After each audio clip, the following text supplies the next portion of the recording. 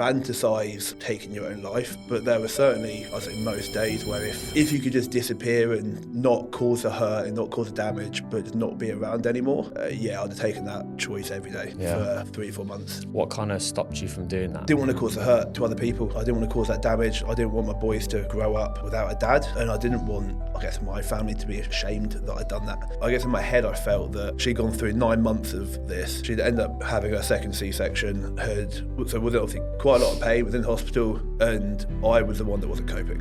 Like, what the fuck gives me the right to be the one that doesn't cope when she's the one that's gone through that, not me?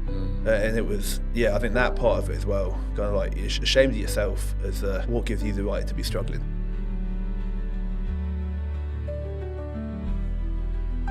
So, hear all the alarms. Fuck. Ladies and gentlemen, welcome back to the Daniel Leese podcast. As you all know, this month is Mental Health Awareness Month for all us men out there. Obviously, suicide is one of the biggest causes of male deaths worldwide. Us men around the world want to talk more about how we can try and stop this. And I've been joined today by a friend who, on face value, would never understand kind of like what he's been through personally. And it's also something that's not really talked about. So today, in line with Men's Mental Health Month awareness, we're going to talk about what it's like to experience depression on the level of what we're going to talk about today. So grab yourself a seat. This one's going to be a deep one. Two men sharing heart to heart, like how they're feeling about their emotions and stuff and kind of how we can get through it. So please join me in welcoming in today's podcast one of the founding members of the Menathon group, which I love, by the way, Tom Kinsey. Thank you, mate, and appreciate you having me down. Yeah, no, you're welcome, man. I mean, it was, as I said, we've obviously known each other for just over a year now, and face value, as I said, wouldn't have a clue, because although we're a tight-knit group at the Menathon, we still sometimes are reluctant about talking deep onto like stuff that we've been going through. 100%, especially kind of sharing it to a wider group, I guess. Yeah. And you have those conversations with one or two people and that's about it. Yeah. And the rest of it gets buried. And I think that's one of the biggest issues with men's depression is that you don't have a clue. You can spend every week with people and you don't know. Yeah. And that's the hardest part of it, is actually breaking through to those people, because if you don't know, how can you pick up on it? Yeah.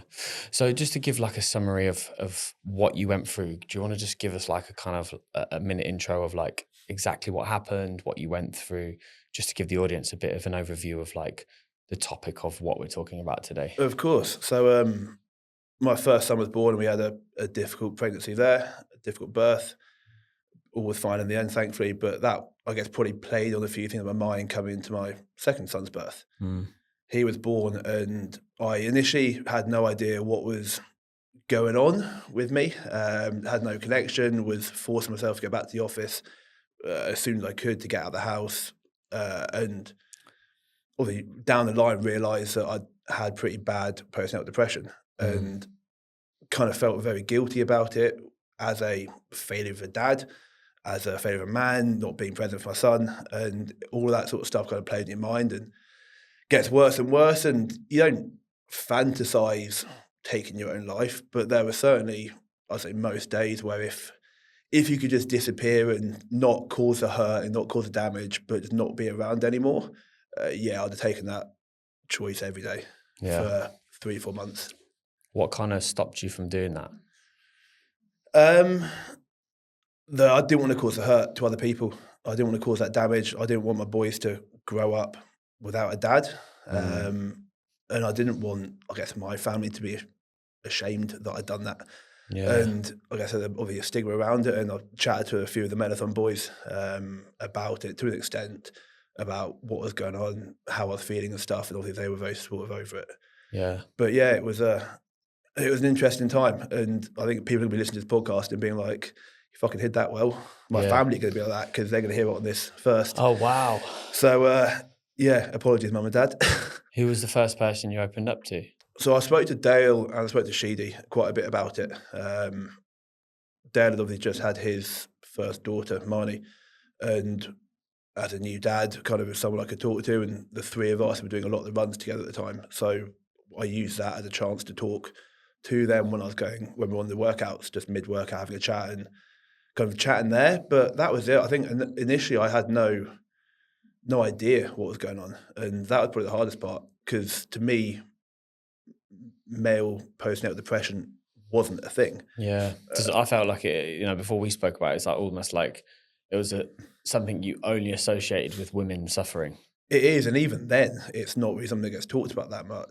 It's been, I guess, in the media a little bit more recently, because you had Louise Thompson from, I think she was Made in Chelsea initially, Yeah. but it's been very much in the public eye about her postnatal depression, and she was put on suicide watch first month of her son being born, and all this sort of stuff.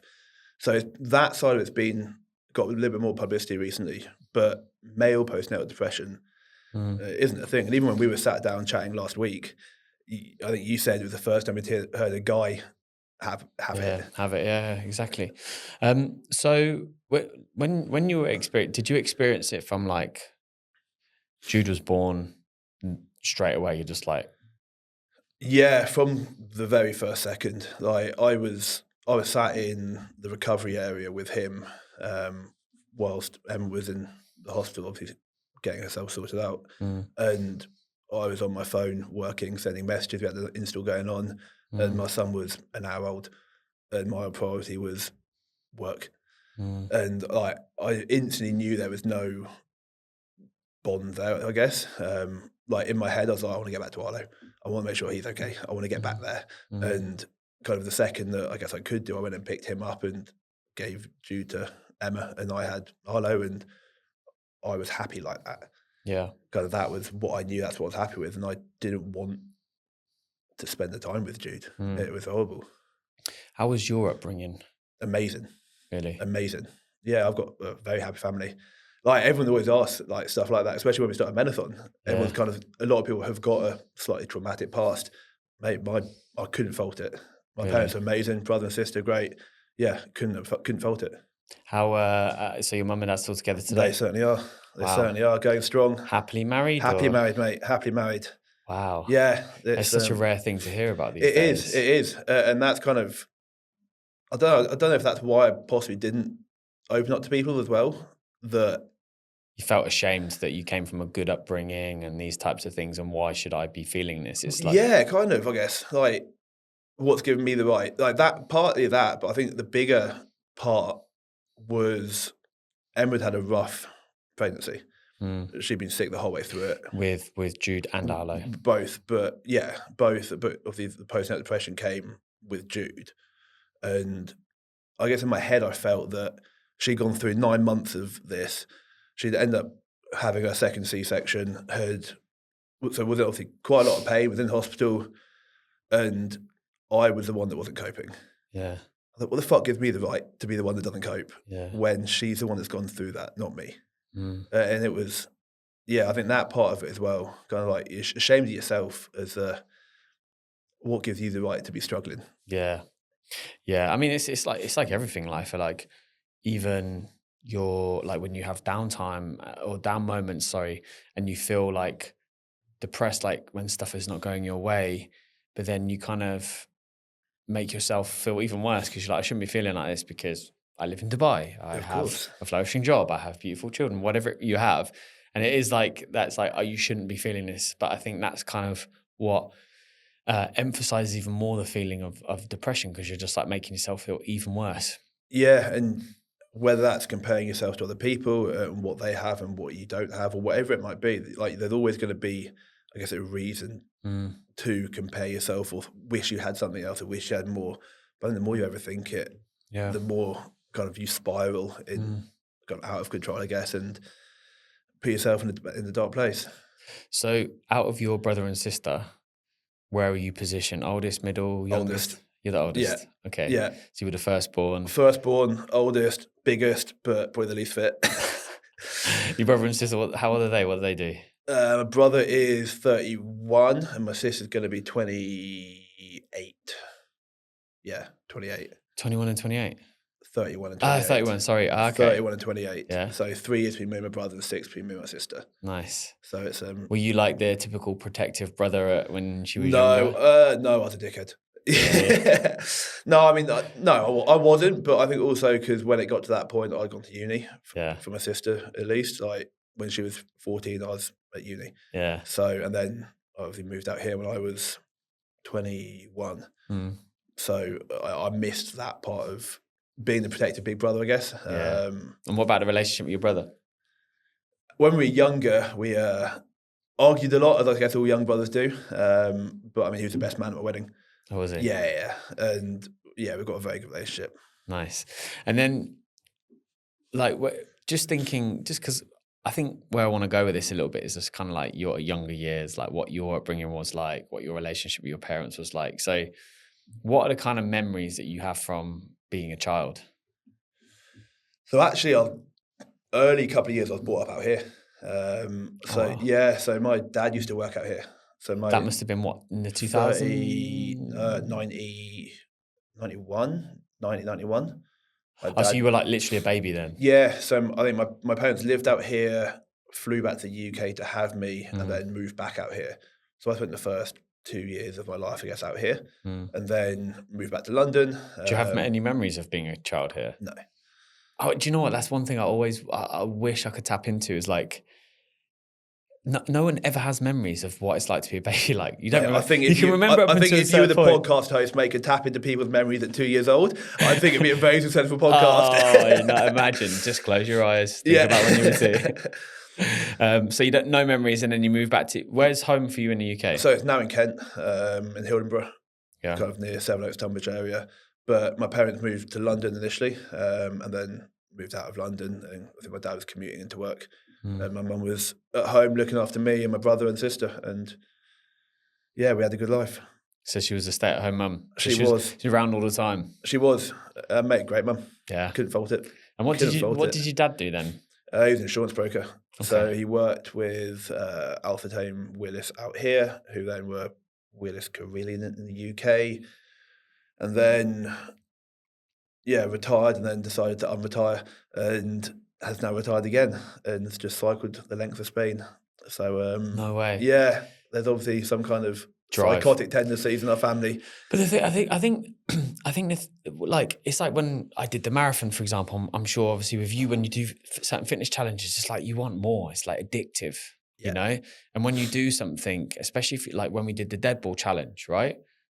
There's I'll probably say 1% of men on planet Earth would agree to doing that type 100%. Of challenge, right? But then afterwards, you're just like, it hurt. But then you're like, okay, next year. I'm going to like make sure I prepare for it. And then, it's always the same case. I remember when I finished the Dubai Marathon and I was literally walking back to the car and Emma asked me how I was feeling. She's like, you must be amazing, I'm happy. I was like, I feel flat. I was like, I now have nothing to train for. But now what? Yeah. And I think that's also something that happens in, I suppose also maybe that's something that happened with Jude when Emma gave birth. It's because it's like, okay, now there's a baby here. What should I be feeling? Yeah. Should I feel excitement? Should I feel joy? Should I feel love? Should I feel all these different things? And then just like, same with retirement. It's like when you retire, what do you have to wake up for? Yeah, and I think I compared a lot between having Arlo and having Jude. Because obviously you have your first son and Arlo changed my world. Yeah. Everything about it changed. It was amazing. And I had my boy and everything changes. You have your second son and nothing changes. Yeah. And that was a bit of a weird feeling as well. The kind of, you expect that same euphoria as the first time of having your first son and you've got your boy and then you have your second one. It's like, well, it's no different. Nothing's changed now. Did you ever speak to your parents about what they felt when they had you guys? No. And I mean, mainly because I've never spoken to my parents about this.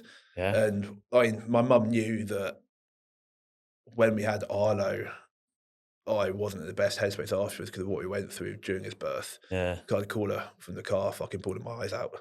And I think that made her realise then that. Had she ever heard you or seen you cry as an adult? No, I think even when my grandparents passed, I don't think I cried, not publicly. So, no, I don't think so. Maybe at my wedding, I started to well up a little bit doing the speech, but I think most people do. Yeah. But no, not at all. That had been the first time she actually heard me cry. Yeah. That was fucking driving in the car. Wow. On my own, just trying to process everything. So what actually, I mean, with this first With Arlo, I mean, obviously, like when we do some clips, we'll show the kids on the clips and stuff like that, so people can actually get an Yeah, of understanding of them. course. But I mean, they're amazing kids. They're amazing boys. They're going to be absolute bulldozers when they get older. But like, what happened with Arlo at the birth? So we had a checkup in the hospital about 2 weeks before the due date, and they'd said he'd stopped growing, or he'd actually lost weight, which is obviously never a good thing. So then the build-up we had, when every day having a fetal ECG, whatever the actual word is for it, basically monitoring his heart rate every day that week. Got to the end of that week, and they said, we're going to induce you, we need to get him out, kind of thing. So got induced, got induced, and nothing really started, nothing happened. And then we went down to, I want to say we went down to prep for a cesarean, which was never the plan. And then when we were down there, they put the, you get me here? It's okay, mate. They put the spinal block into M, and that's when her heart rate dropped and Arlo's heart rate obviously plummeted with that. So hear all the alarms, whizzed off through to emergency. And that was the hardest part I found, because I was stood outside, not being allowed to get in, watching this go down, having no idea what was going on. Obviously, like, I hadn't been sanitised or anything. They obviously couldn't let me into the room. Yeah. So I'm stood outside looking through this little window, wanting to flip every table in the hospital, feeling like you should be able to fix it, feeling like you should do something to make it better. As a bloke, certainly the bloke I am, that's kind of how I felt what I should be doing. Like, you meant to fix things. And obviously I couldn't do anything about it. And then he came out and was resuscitated twice. In front of, you could see this. So they then let me in when they took him off to go kind of get a tube down the throat and resus him. And yeah, it was nasty. And I bet when you talk about that, you see, I mean, you're talking to me about it now, my brain's like almost like projecting a scene of what it would be like. We had a friend of ours still now, Nikki Oliver, who is a midwife out here, who actually, I think she's on her Instagram now as like the fit midwife. I think a lot of people who listen to it will probably know who she is or follow her. She's been in the fitness industry out here for a long time. And she was the one that kind of overrode the doctor's choice of wait and see what happens. And she was like, nah, we're not waiting any longer. We're not waiting for people to arrive. So she was your midwife? Yeah. And thankfully, because she listened when Em said something's not right. And she, kind of decided not to wait for the main surgeon to arrive, and probably saved Arlo's life. Wow. Yeah, it's rough. So you I suppose you never even got to necessarily feel joy the first time round. So I did, because it was all quite a quick process, and he obviously was then okay afterwards, and within an incubator in NICU for a couple of hours, and that was about it. He came out quite quickly, and we obviously got to hold him and have him with us, and he was then fine. So did they explain what had happened, or like what was going on when? So I think they'd said that Emma had a blood clot on her placenta, which meant that no nutrients was going to him. So that had caused him not to grow. And I guess because he was then weaker, then when they put the spinal block in, he just didn't have the heart rate to fight it. And I guess that's when all the bells and whistles went off. And it's actually like, looking back, a slightly amusing story now. So the speed that Nikki, our midwife, reacted and slammed all the buzzers and stuff, she ended up getting her foot run over by the hospital trolley, broke her toe. Ouch. But made, like, you wouldn't have even known. Yeah. Like, cracked on, kept running with this trolley, and showed us later on, and she had a scan and her foot was trashy. Like, that's commitment. Yeah. Did he ever like, was he ever born with like any illnesses because of that? No, he was absolutely fine. He was absolutely, like, a bit of jaundice, but most babies do. But in general, like, he had very low he had very high levels of lactic acid in his body because he had no oxygen. So that took a bit of time to pump it, get the glucose up to bring the lactic acid down. But in general, good as gold, mate. Yeah. Good as gold. And what was that first kind of like, because what's the age difference between the two? 22 months. Okay, so you had close to like 2 years, let's 2 say, years, until yeah. Jude came along. So what was life like as a dad during that period? I mean, Arlo was everything to me. Yeah. Everything. I'd sit up at the end of bed all night and just watch him. Like, I didn't sleep. I just sit there and make sure he was breathing and make sure he was alive. Yeah. And like that, as soon as I got the chance to have that protective instinct, that's all I did. Yeah. And yeah, I probably didn't sleep for a week or two. Yeah. Just end up bed. I'd get like half an hour before having to get up and go to work. Yeah. And yeah, that was but it was good. And like, my brother compared fatherhood, like, because my brother never really intended to have children. And then when he had children, he was like, I can't explain the love you feel when you look at your child. it's like nothing else. It's like nothing else. And both the boys, even now, like, I fucking adore those kids. And yeah, you don't feel it until you've had a son. I guess any child, but to me, a son was like everything that I wanted. A little me. Yeah. Well, that's the thing, isn't it? It's a little you, and you know, Terrifying. Yeah. I mean, but also in the same breath, it's like I know it sounds quite old school to say this, but it's carrying on your bloodline. Exactly you that. know, carrying on the family name. 100%. It's kind of like a proud moment to have, because, like you say, although having girls is also amazing, and we've got a lot of girls in our families, but of course it is. like you say, it's just that kind of like, would you call it stoic? But yeah, I mean, it's one of those things where it's like, It's your boy. yeah, it's your boy. You know, you can have crack up when he dates his first girl, goes out for his first bit. I mean, you'll probably be with him when he has his first bit. I hope I buy it for him. Exactly. I hope I buy it for him. I probably won't. He'll probably be in the park somewhere when he's 12, but probably, the first one I know about probably is hopefully I'll buy it. And were you trying for a second, or? No, it just happened. Yeah. And we'd kind of said that if, like, we weren't not trying, like, if it happened, it happened. But if it didn't, then it didn't. Like, it wasn't like a decision that we kind of went with either way. But obviously was happy when we were. Yeah.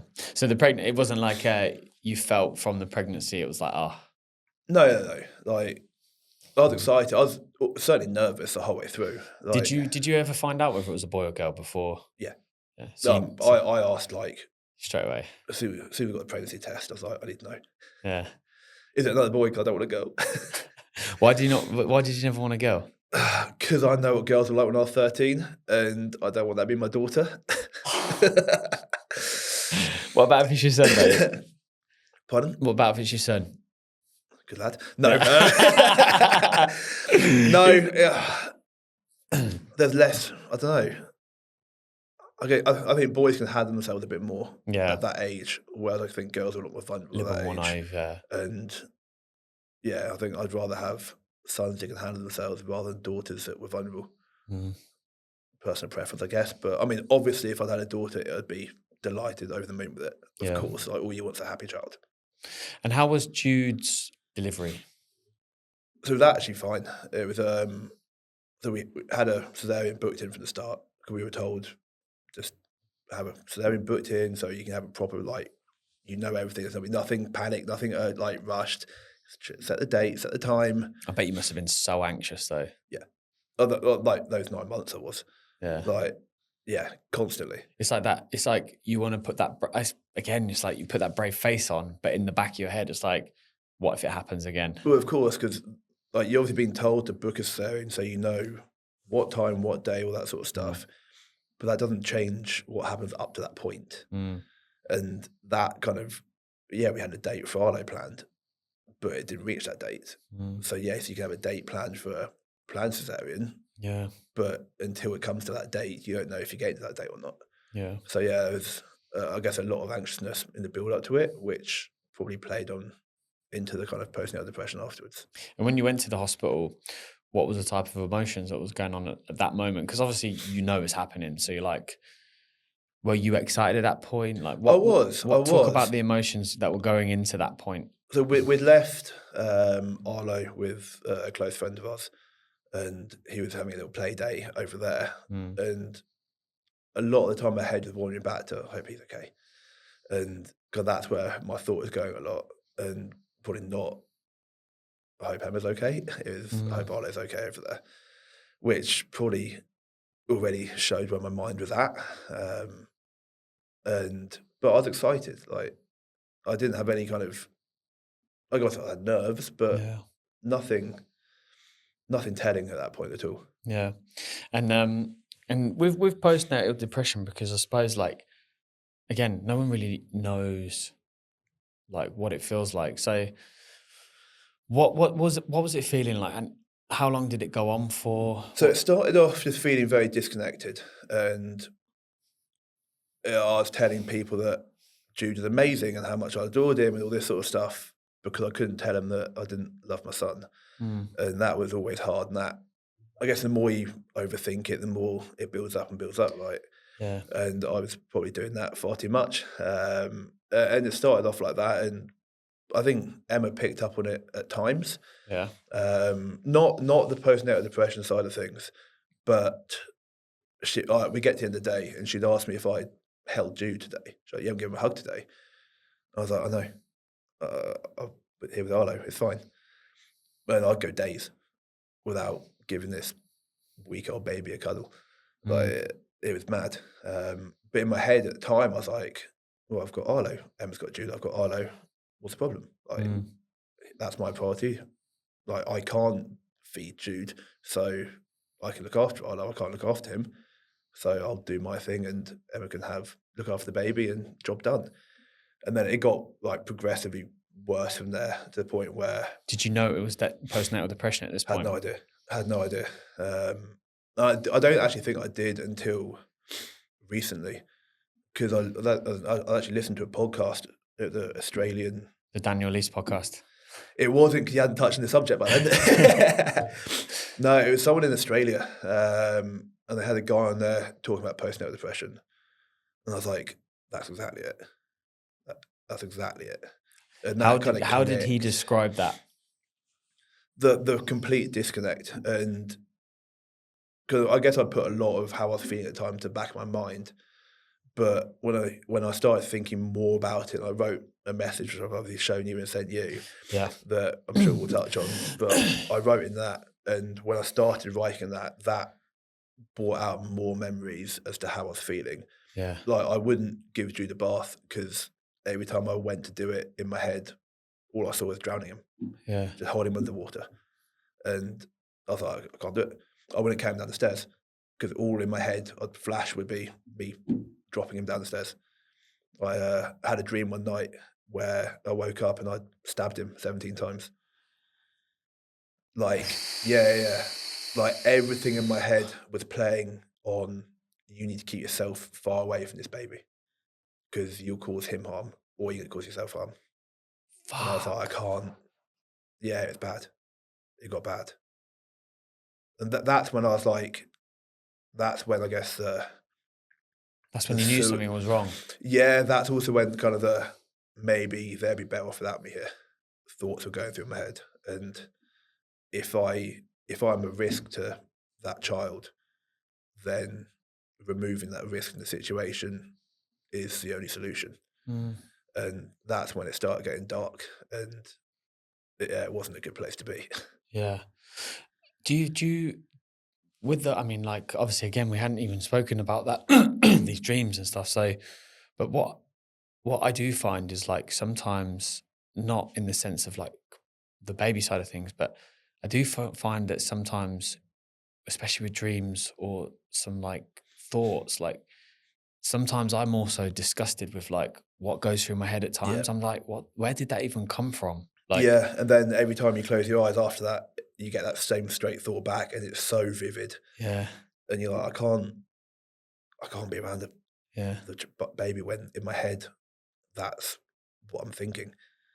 And yeah, that's why I kind of like then decided to distance myself more and more from Jude and more towards Arlo, yeah, because that was kind of my comfort blanket. And I guess the more I did that, the less connection I had with him, which then made it worse and made it worse and made it worse. And got to the point where myself and one of the other boys were queuing up outside one of the pubs at midday waiting for it to open so we could go drink tequila and just...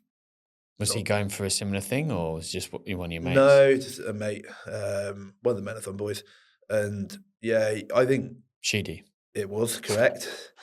It was. And I think he wasn't in the best place at the time. I think he fairly recently moved to Dubai and...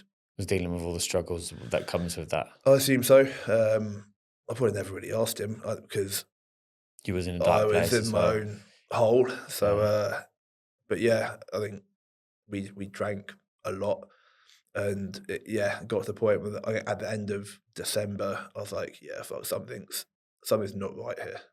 And that was probably 3 months in. What would you talk about at the pub, like, when you were drinking? Just, like, nonsense. Just something to try and switch off. So you wouldn't talk about the topic? No, I'd try and forget that completely and put it to back of my mind. And did Sheedy know at the time that you were going through this as well? He knew to an extent. Because I told him and I told Dale when we were on some of the runs that I had no connection. I had no love for my son. I had no connection with my son. I felt like a piece of shit. I felt like a failure of the dad. I told them all that, but only ever that. And never anything more than that. And I think that was why I probably never went any further. And it probably also wasn't the right time to... I probably didn't know at the time as well what it was and how I was feeling. It was more just a kind of put it to the back of your mind and you're a bloke, man up, don't talk about it, all that nonsense that we say you shouldn't do. But it's also very easy to try and hide and cover up and pretend everything's okay, even when it's not. How often would you do the drinking as well? Like December was bad. December 23. Okay, so not last, it's the year before. Yeah, so Jude had been born in October 23 and December 23. I think we met almost every day for the first... Well, I think I went from December the 1st to December the 23rd, drinking every day. Not excessive amounts, but just at least a couple of drinks every day. And then that was kind of the point where I was like, on Christmas Eve I didn't drink, and that was the first day in December I hadn't had a drink. And like, yeah, again, not drowning my sorrows, burying myself kind of stuff, enough to be able to function, but I guess it's something just to take the edge off. What you're feeling? The edge off, possibly before getting home and going back into pretending everything's okay. And I guess with a couple of drinks aside, you can pretend everything's okay a little bit better. Yeah. And I mean, Emma's going to listen to this and not know that I've been drinking then. So I probably hit it quite well. I was going to say, yeah, because like, I mean, the next question naturally is like, okay, you're obviously struggling to have a relationship with your baby, but relationship with your wife, like, where was that? That's a tough one, because that is now, obviously, I think it's not in the best place. But what was it? Are you okay to talk about what it was like at that time? Yeah, it was rocky, certainly. Obviously, everyone has amazing days and down days, right? So it's not like it was amazing all the time. It's not like it was terrible. Like it was just it's one of those kind of relationships that once we'd had Arno, it was very much kind of all our energy, all our love went into my son. Yeah. Which I think is a very normal thing to do, but it also means you then have no time for each other. So that love you had for each other just completely drifts apart because it's all going into your son. Yeah.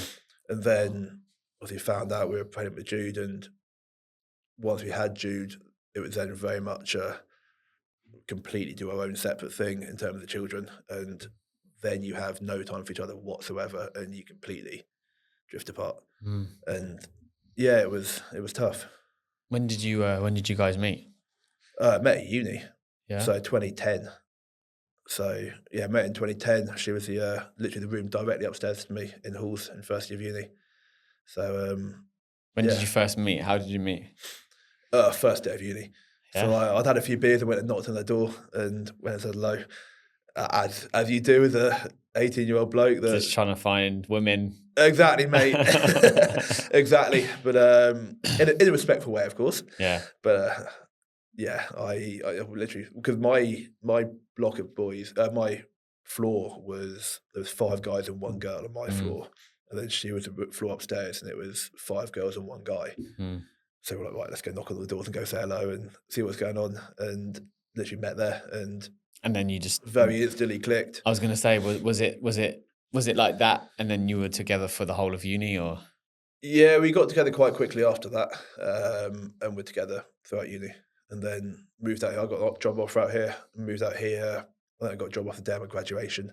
Nice. And moved straight out here. And she had got a teaching job, so came out 4 or 5 years later. And she was a teacher out here, and I was working with some of the rugby stuff, and then obviously left that and was doing the fitness side of things, and then launched Virtus kind of on the back of that, really. Yeah. So what I'm going to do then is right now is you obviously sent me a message of who you sent this to Emma, right? I have done, yes. So I'm going to read this out. Yeah. You okay with it? Yeah. Obviously we want to get really open right now. Of course. So this is what it says. Firstly, I love being both boys' dads. They're amazing, beautiful, happy lads, and I couldn't love them more. It's taken me a while, but over the last week or two, I've come to realize a lot. One of the reasons we completely fell apart after Jude was born wasn't because of your temper. That's what I told myself to deflect the blame, I guess. I never really explained to you the postnatal depression I had after Jude was born, as I initially didn't understand it, and then I was ashamed. How could my wife have a tough time being pregnant for 9 months, have a C-section, and be in a lot of pain, yet it's me struggling to cope, not you, and I felt ashamed of that. Jude was healthy, fine, perfect, and I was not. I told people Jude was amazing, how I adored him so much. How could I tell anyone I didn't love my son? I made excuses to get out of the house, go to work, etc. when I didn't need to. I didn't fantasize about suicide, but there were so many times I thought hypothetically if I could not exist anymore and it didn't hurt anyone or leave any damage. I'd take that in instant and I wanted that badly. I think you partially noticed to an extent. You used to say in the evening that I hadn't held Jude all day. This was why I was so distant. This is why you never felt loved. I didn't love myself, so how could I love anyone else? I wanted to push you away. It's been lingering there since, but in the last 2 weeks or so, those thoughts have come back. I don't know if it's me just looking back with regret on the person I was when Jude was born. This doesn't change anything with us. I don't want sympathy. I just wanted to let you know I don't blame you for us not working. Writing this brings back memories that makes me feel physically sick. I don't even know how to write this. The reason I didn't want to cuddle Jude was because I thought I'd hurt him every time I was with him. I'd give him a bath and I'd get a flash of drowning him. I'd carry him and thought of dropping him down the stairs pops up. I had a dream one night that still terrifies me now where I stabbed him 17 times. Obviously, I never wanted to hurt him, but I was so scared that I couldn't face being around him. I feel like such an awful dad writing that. Wow. It took writing that to process it properly. And there's a song that I used to listen to as well, which always played in my mind and still does, which was called Tightrope by Sandy Tom. And it was something I listened to when Jude was born. I don't know why it came on at the time, but it did, and it just made everything kind of click then. But would it help you just connect with the emotions? Was it the? It did. It's kind of even now. Like I think I messaged Dale. Yeah, because I remember you played me the song, and then it started playing in your car, and then you said, I was like, fucking like I messaged Dale 8 or 9 weeks ago. He was asking how I was getting on, and I was like, honestly, man, I'm sat in the car, bawling my eyes out, listening to the song because the song's been on, and he was like, just turn it off, like it's okay. Yeah. But yeah, like there's things like that obviously make it click and make you rethink about it. And I probably wrote that 10 weeks ago, which I was a singer therapist at the time, and showed her, and she was the one that told me to send it to Emma. I'd written it, I thought, I don't know if I should send it or not, or what to do with it. I just needed to write it. But the writing it part, like, I think anyone that's struggling, write it down. Has to write it down, yeah. Write it down, because I didn't realise how much that would help.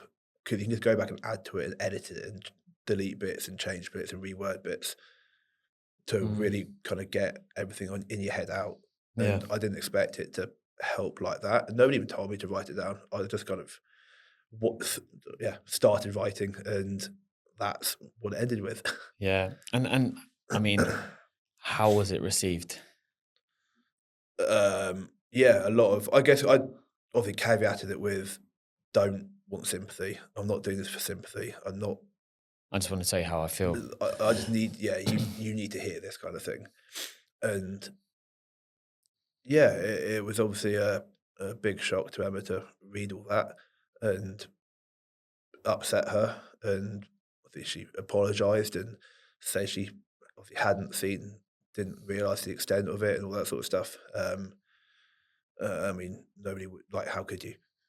That's the whole issue with male depression is Mm, it's so well hidden. Like, you've got to look at someone like Robin Williams, yeah. who obviously took his own life, who on paper was the happy-go-lucky guy. Like, you would Mm, never. There's always the people in the photos that are smiling. You read a report in the newspaper, always the happiest son, the happiest brother, the happiest father. Like, it's always those people, and it's very easy to hide, but it's also very dangerous to hide. mm.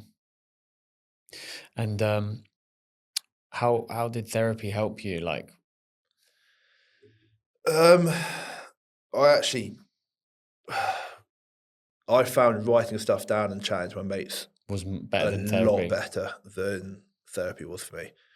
Therapy was okay to start the conversations, but it probably got brushed over very quickly, and that's not what I needed. I needed time to process it and focus on it myself properly, Yeah. and kind of, I guess, therapy led me to doing that.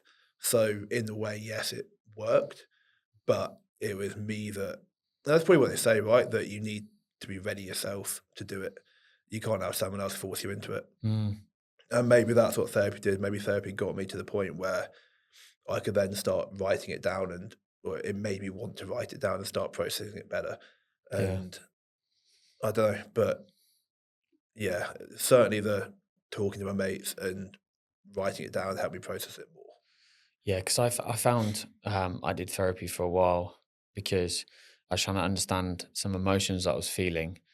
Um, and I just stopped it because although it helped to a certain degree, I then kind of felt like they were turning me into a bit of a victim, like, and I was like, this is not what I need. I don't need to be a victim, done stuff that isn't necessarily what people should do. And I shouldn't be told by somebody that it's okay because of this is the Of reason course. why, it's like, no, Yeah. what I need to know is why is this happening? Not that I'm the victim, but why am I acting? Yeah, and that was exactly the same writing that letter or Mm, message, whatever you want to call it.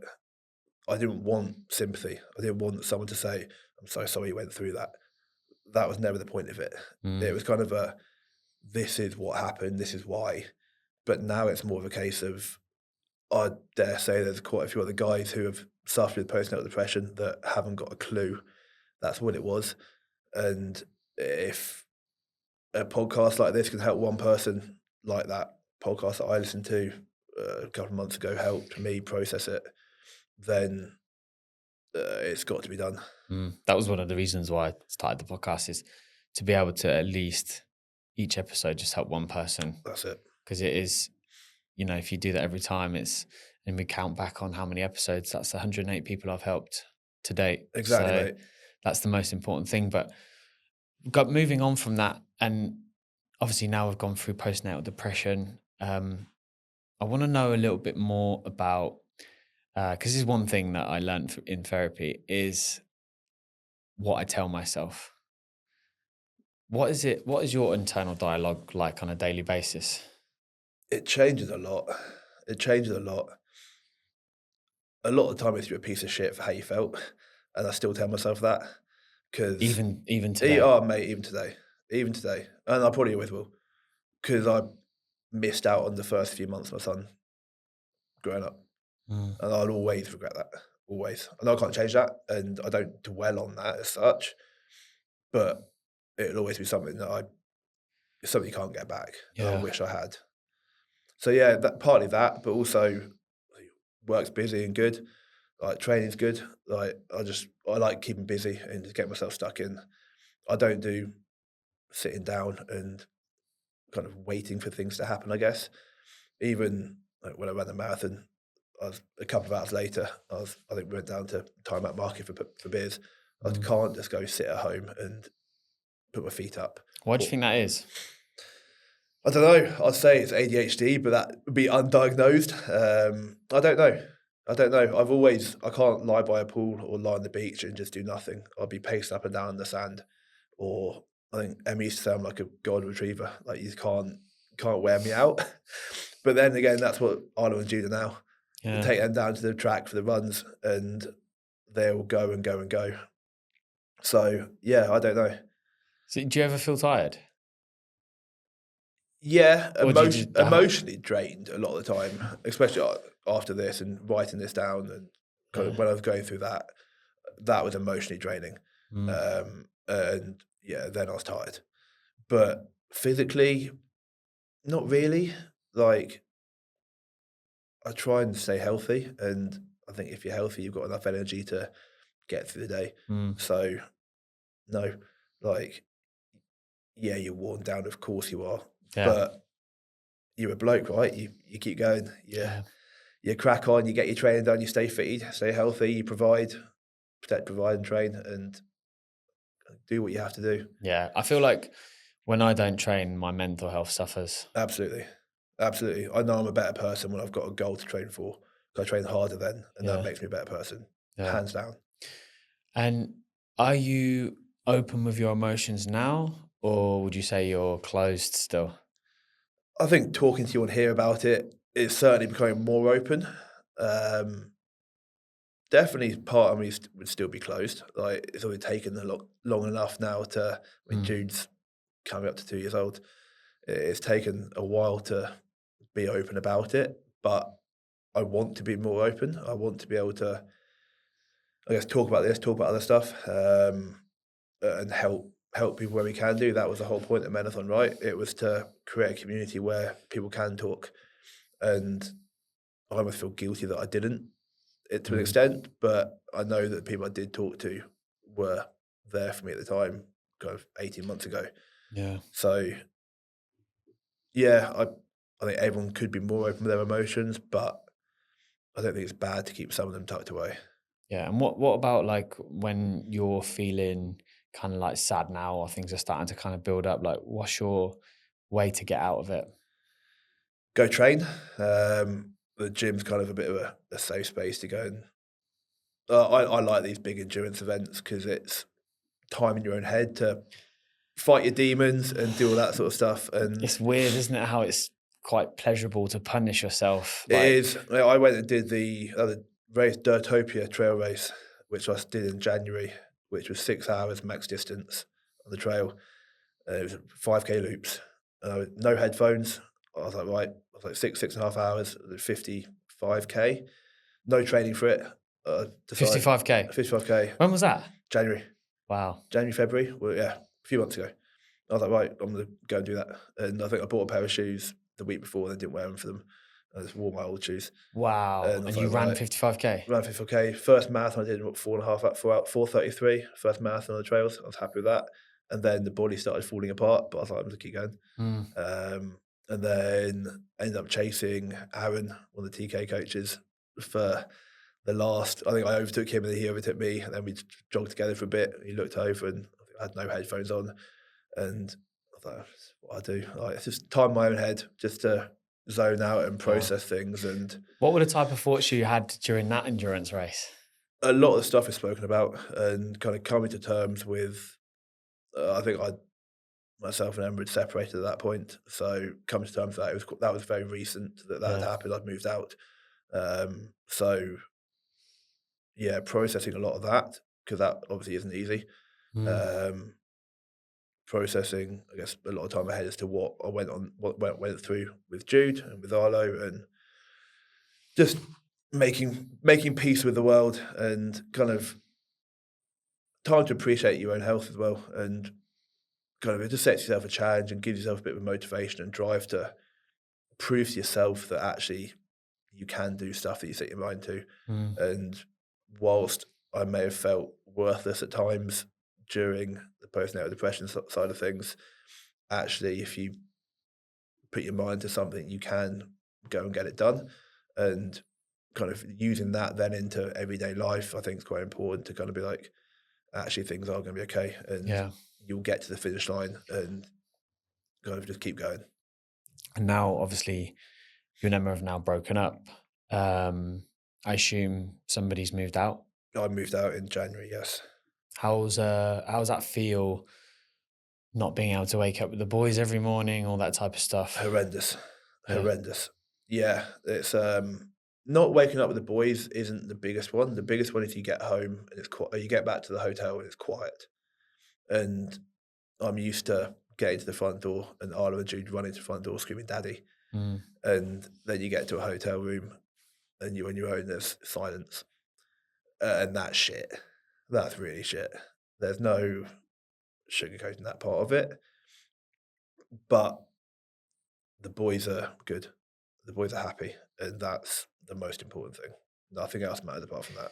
How did they adjust to you not being there? Like, I mean, I suppose Jude's too young to really understand, but like Arlo, I suppose, would understand a little bit better. Yeah, so I mean, I guess I'm fortunate in the fact that Emma's an amazing mum and looks after them incredibly well, but also the fact that my work I can be somewhat flexible.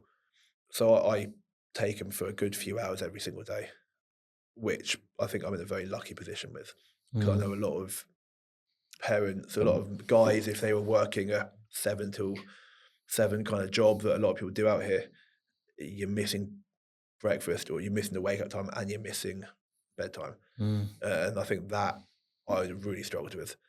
But I think because I'm fortunate in the position I'm in and Emma does an amazing job with them, actually they've been okay. And yeah, they were upset the first month or so for sure, especially because I mean since Jude was born, I slept in the bed with Arlo, so we hadn't even slept in the same bedroom in 18 months, and part of that was obviously Jude was in bed with Emma and I was in bed with Arlo, Mm. and that again go back to me needing to distance myself from Jude and keep myself away because I didn't trust myself being around him. Yeah. Um, but so I think that I found that part hard, me not being in bed with him at night, and yeah, that was shit. Knowing I was upsetting him hurts, Mm. and will always hurt.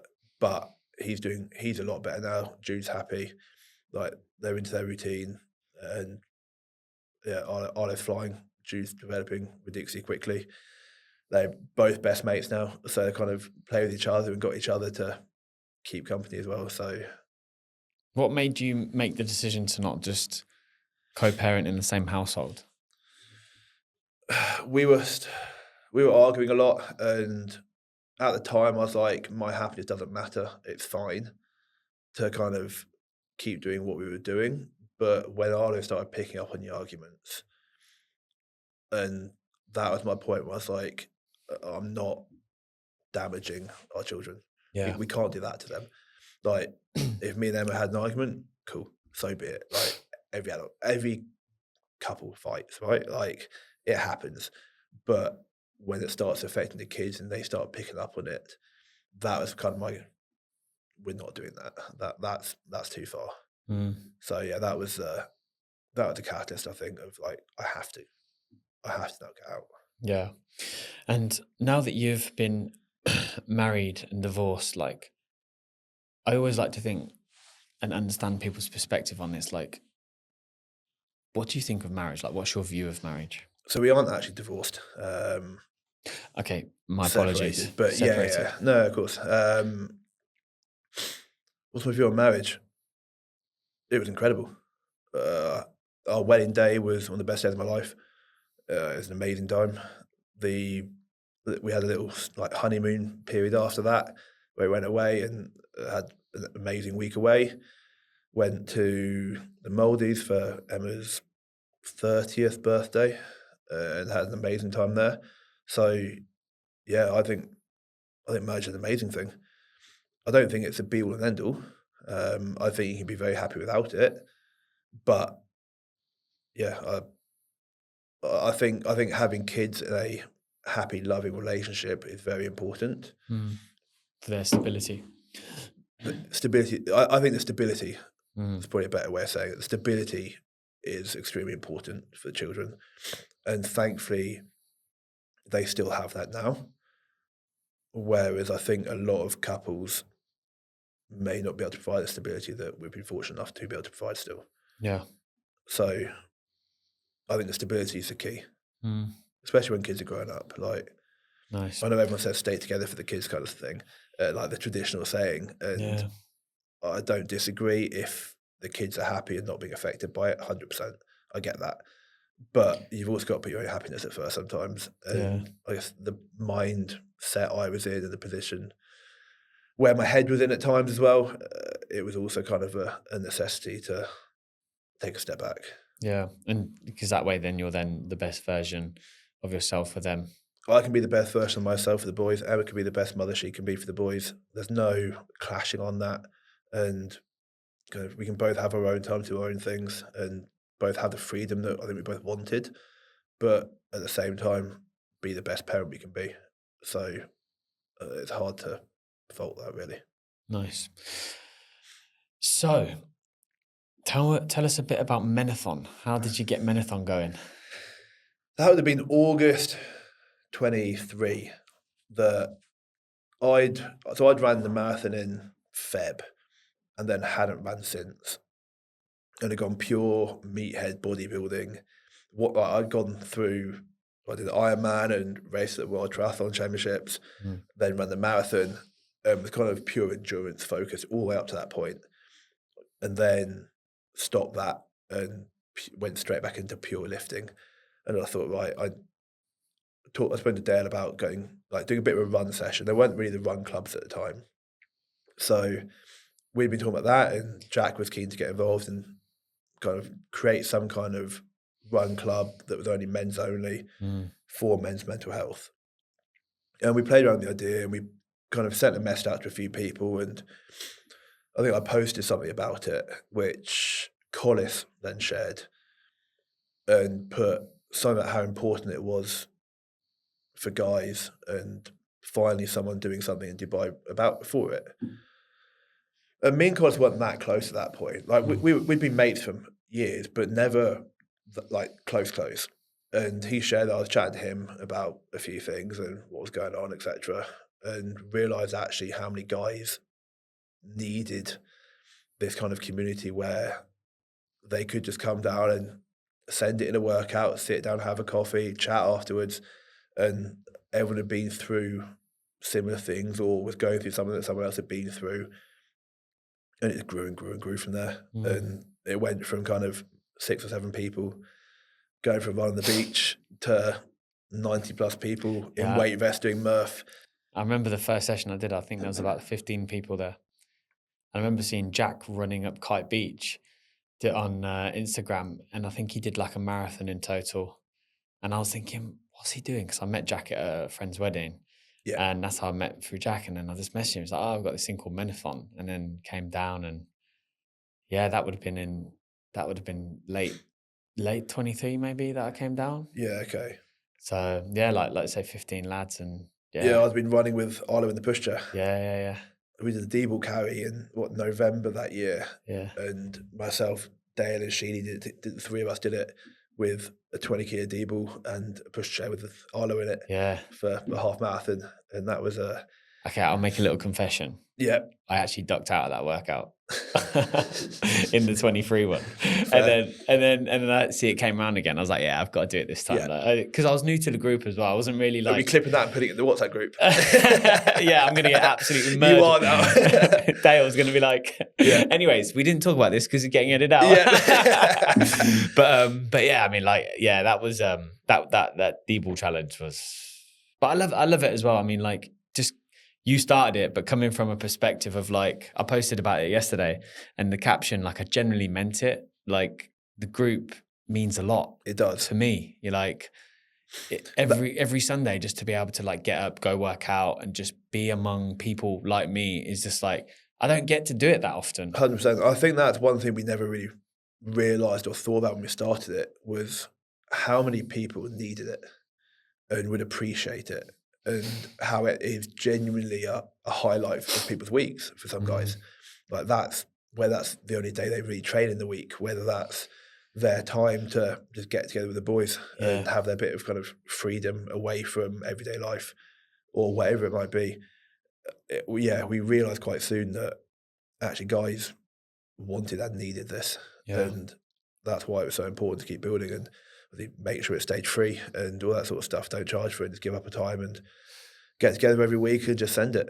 Yeah, because I like I say, it's just you kind of hit the nail on the head where obviously you spoke about the kids, and so many people go through this of like work, kids, wife, themselves. Menathon is almost like that's you time. Even though it's with a group of lads, it's you time. Yes. Especially when there's obviously some savage workouts and that you do. But it is like that. That's literally it. It's you time and just. It's a combination of you time and a dad's holiday. Yeah. In an hour's period. And imagine if we did that. Don't. It'd be good. Great idea. Thailand. Yeah. Thailand. 60 lads to Thailand. Yeah. Mate, how many are coming back? But it's so true. I mean, like, I think for us to be actually like good, like my girlfriend now, I remember in the beginning, she's like, can you not just like, can we not just have a morning where you don't get up? I want to wake up and cuddle you. Yeah. Whereas I wake up now and you're never there. Yeah. But now she's just learned that like, I actually need this. I'm a better person for her when I come back after Menathon. 100%. And that's always been the way of my training. I know I'm a better dad. I know I'm more present when I train because I've got that out of my system and kind of I can then be purely focused on being the best dad I can be rather than having not trained and feeling like a bit of a sack of shit and kind of not being fully present because my mind's elsewhere and I'm thinking about other things. And I'm 100% a better dad when I've got a goal to train for and I'm training for something. Yeah. So just before we wrap things up, men that are kind of like struggling with postnatal depression or any type of depression in itself, like what would be the best advice you kind of give to them? I'd say talk to your partner because I didn't and I should have done. And I think it would have been a lot easier to explain at the time rather than explain when it's too late almost, I guess. But also have somebody to lean on. I think that's the most important thing. Whoever that person is, whether that's your partner, whether that's your mates from work or from a session like Menathon, like I couldn't wholeheartedly say if I hadn't had Dad and she to talk to at the time that I would still be here because that was where my mind was. And they were the two boys I spoke to and managed to talk about things.